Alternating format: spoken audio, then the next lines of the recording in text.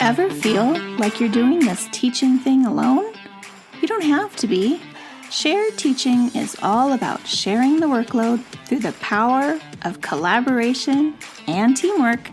Together, we'll walk through all the difficult parts of teaching and learn how to streamline our processes, fine-tune our time management, and develop a more manageable workload. If that sounds like a dream come true to you, then welcome to the Shared Teaching Podcast. Let's share in the teaching to make those dreams a reality. Now here's today's Shared Teaching.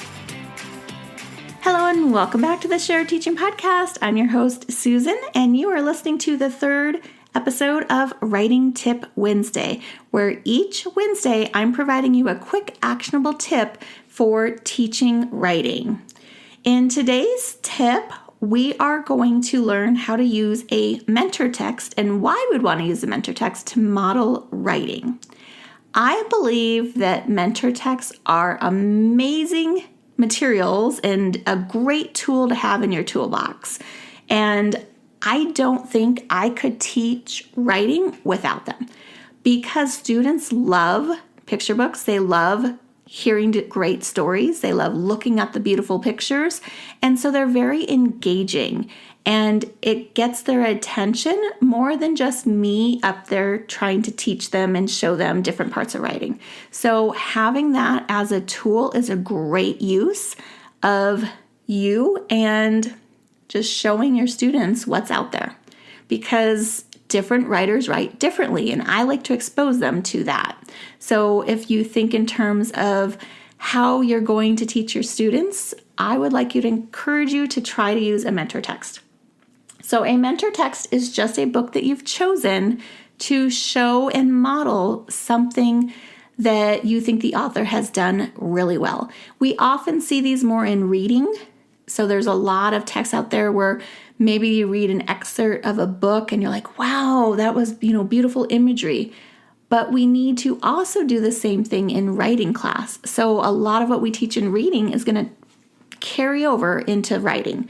So I love using mentor texts, and I try to use one text multiple times. Not only does it save you money from having to buy a whole lot of books, but then the students are familiar with that author, familiar with that story, and it's easier to pull different pieces out and have them just pay attention to those particular points of the story.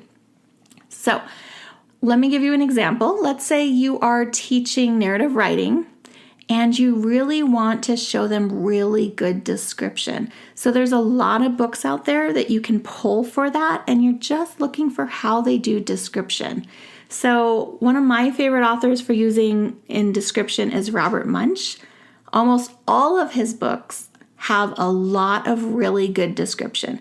Now, his descriptions are very kid-friendly. They're very silly sometimes. Maybe they're a long list of things, but within that list, he has his adjectives, he has the description. So I love using him to show that part. Like, hey, look at how he describes just an average day of, going downtown. He tells all these different things and he packs it into like these multiple sentences to show that description. So you're really looking for what are you going to teach your student, and then what part of the story is going to showcase that. And I recommend not reading the whole story. Maybe read the whole story during a read aloud outside of your writing block, but then when you're teaching that particular skill, just read the pages or the paragraph that shows that particular skill. You don't want your students to become unfocused and lost, so narrowing in on just talking about that one thing and showing them that one thing on that one page is going to make a huge difference in how it translates to your students. Your students can write like these authors if you give them those models.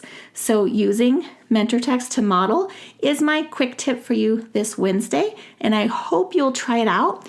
I do have some other podcast episodes if you're interested in learning more about mentor text. So I have episode number 17, which is choosing a mentor text for reading and writing. And then I have episode 62, which lists out some of my favorite opinion writing mentor texts, and episode 96, where I'm talking about my favorite narrative writing mentor texts. I will link to all of those in the show notes, so you just have to look at the description of this podcast episode, and there should be clickable links depending on what podcast player you use, and it will take you right to those blog posts. And bonus, they're also podcast episodes, so you can listen to them as well. I do have a couple of resources that might help you. One is my year-round writing goals for kindergarten through second grade students. It is some really nice goal posters. You can post them in your room and have students write their name according to what goal they're working on, and using those goals as a guide to look for those things in mentor texts will be very helpful. If you want free, you can download my kindergarten through third grade writing skills progression, which does a similar thing where it lists out the skills based on the standards that students need to learn. And then you can pull, again, books that have those examples to use throughout your lessons. Now, I don't recommend using a mentor text every single lesson, but do weave them throughout your lessons during the school year. And last but not least, I do have the list that I use in my podcast episodes of the opinion writing and the narrative writing text. I have a mentor textbook list. It is through a wonderful website that I love to use. It's called bookshop.org. It's very similar to Amazon, except it's independent booksellers. We want to keep those indie bookstores alive and thriving. So this is a great way to do it if you purchase through them. So I, again, have those links in the show notes. Thank you so much for listening. Please stay tuned next week for an all-new episode for Writing Tip Wednesday. And then you'll have your regular weekly podcast episode as well. Bye for now. If you've loved this show, then join me in sharing the teaching, hitting that subscribe button, and leaving us a review on iTunes, so we can be found by more teachers like you who are ready to start sharing the workload. I hope you've enjoyed this episode. Find new episodes each week on sharedteaching.com. Thanks for listening to the Shared Teaching Podcast.